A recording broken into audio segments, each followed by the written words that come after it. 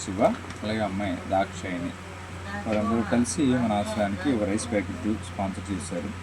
ఇటువంటి సేవా కార్యక్రమం చేసినందుకు అభినందిస్తూ ఈ రైస్ ప్యాకెట్ని మన ఆశ్రమానికి స్వీకరిస్తారు.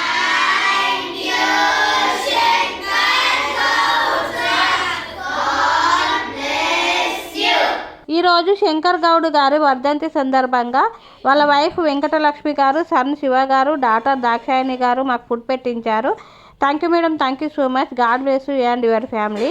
శంకర్ గౌడ్ సార్, మీరు ఎక్కడున్నా మీ ఆత్మకు శాంతి చేకూరాలని మనస్ఫూర్తిగా కోరుకుంటున్నాను సార్.